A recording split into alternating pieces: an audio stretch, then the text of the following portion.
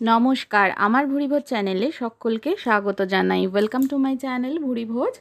আমি আজকে বানাবো ভাজা মুগ ডাল দিয়ে লাউ ঘন্ট, অসাধারণ স্বাদের একটা রেসিপি। চলুন দেখে নিই কীভাবে বানাবো। এখানে লাউ কেটে নিয়েছি ছোট ছোট করে, আর মুগ ডাল নিয়েছি। প্রথমে মুগ ডালটাকে জলে ধুয়ে নিয়ে জলটা ফেলে এটা ভালোভাবে এটাকে শুকিয়ে নিতে হবে। দেখুন আমি 2-3 বার ধুয়ে জলটা ফেলে এটাকে পাখার তলায় শুকিয়ে নেব।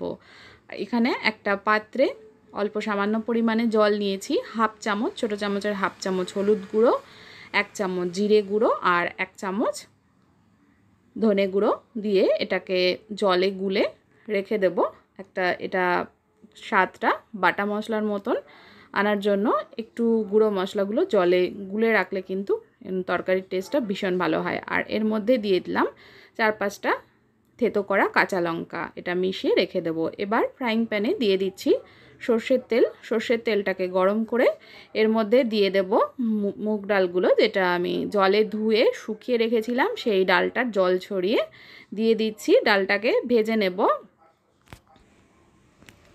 ডালটাকে খুব লাল করে ভাজবো না, অল্প অল্প লাল হওয়া শুরু করলে এর মধ্যে আমি যে ছোটো ছোটো করে লাউ কেটে রেখেছিলাম সেটা দিয়ে দেবো। দেখুন অল্প অল্প লাল হওয়া শুরু হয়ে যাচ্ছে। এবার আমি লাউগুলো এর মধ্যে দিয়ে দিচ্ছি। আমি এইভাবে লাউ কেটে নিয়েছি, চাইলে আপনারা এর থেকেও সরু করে লম্বা করেও লাউ কেটে নিতে পারেন। আমি এইভাবে কেটে নিয়েছি। এবার লাউটাকে ডালের সঙ্গে ভালোভাবে মিশিয়ে নিয়ে একটু ভাজা ভাজা করে নিতে হবে। লাউটাকে ভালো করে মিশিয়ে 2 মিনিট মতন ভেজে নেওয়ার পরে আমি এর মধ্যে দিয়ে দেব নুন। স্বাদ মতন নুনটা দিয়ে দিলাম। একটু ভেজে নেওয়ার পরে নুনটা অ্যাড করতে হবে। নুনটা প্রথমেই দিলে অনেকটা জল বেরিয়ে যাবে, তার জন্য 2-3 মিনিট মতন লাউটাকে ভেজে নিয়ে ডালের সাথে এর মধ্যে নুনটা অ্যাড করলাম। এবার নুনটা মিশিয়ে কিছুক্ষণ পরে আমি একটু ভাজা ভাজা করে নিয়ে আবার যে মশলাটা জলে গুলে রেখেছিলাম কাঁচা লঙ্কা বাটার সাথে বা থেতো করা কাঁচা লঙ্কার সাথে, সেই মশলাটা দিয়ে এবার মশলাটাকে ভালোভাবে লাউয়ের সাথে মিশিয়ে একটু কষিয়ে নিতে হবে বা ভেজে নিতে হবে। দেখুন এর লাউ থেকে বেশ কিছুটা পরিমাণে জল বেরিয়ে যাবে। এই জলেই কিন্তু লাউ সেদ্ধ হয়ে যাবে, আলাদা করে জল দেওয়ার কোনো প্রয়োজন নেই। এইভাবে নেড়ে চেড়ে নিয়ে লাউয়ের জলটাকে শুকিয়ে নিতে হবে। লাউয়ের জল শুকোতে শুকোতে কিন্তু লাউ এবং ডাল দুটোই সেদ্ধ হয়ে যাবে। এই রেসিপিটা আপনারা ভাত রুটি দুটোর সঙ্গে কিন্তু ট্রাই করতে পারেন। লাউটা বেশ কিছুক্ষণ পরে দেখবেন জলটা শুকিয়ে এসে সেদ্ধ হয়ে গেছে, তখন চিনিটা অ্যাড করে দিতে হবে। দেখুন লাউগুলো এভাবে খুন্তি দিয়ে নেড়ে নেড়ে দেখিয়ে দিচ্ছি যে এটা লাউটা কিন্তু সেদ্ধ হয়ে গেছে, নরম হয়ে গেছে, বেশ মাখা মাখা হয়ে গেছে। এবার এটাকে অন্য পাত্রে তুলে রাখতে হবে। এখনও কিন্তু লাউয়ের ফোড়নটা বাকি রয়েছে। একটা অন্য পাত্রে তুলে রাখার পরে একটা কড়াইতে আমি একটু সাদা তেল দিয়েছি আর 1 ছোটো চামচের 1 চামচ ঘি নিয়ে সেটা গলিয়ে নিতে হবে। সাদা তেলটা গরম হওয়ার পরে ঘিটা দিতে হবে।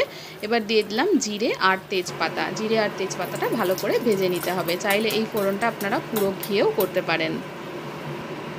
ভালোভাবে জিরে তেজপাতাটা ভাজা হয়ে গেলে এবার লাউয়ের যে ঘন্টটা তৈরি করেছিলাম সেটা পুরো ঢেলে দিতে হবে। সমস্ত লাউটাকে কিন্তু ভালো করে সেদ্ধ করে নিতে হবে। লাউ সেদ্ধর সঙ্গে সঙ্গে ডালটাও কিন্তু সেদ্ধ হয়ে যাবে। লাউটা ভালো করে সেদ্ধ না করলে কিন্তু খেতে ভালো লাগবে না, তাই সেদিকে খেয়াল রাখতে হবে লাউটা যেন সুসিদ্ধ হয়। এবার আমি ফোড়নটা ভালো করে তরকারির সঙ্গে মিশিয়ে নিয়ে জলটা আরও একটু শুকিয়ে নেব। জলটা অনেকটাই শুকিয়ে এসছে। এবার আমি এর মধ্যে শেষে দিয়ে দেব কিছুটা পরিমাণে নারকেল কোড়া।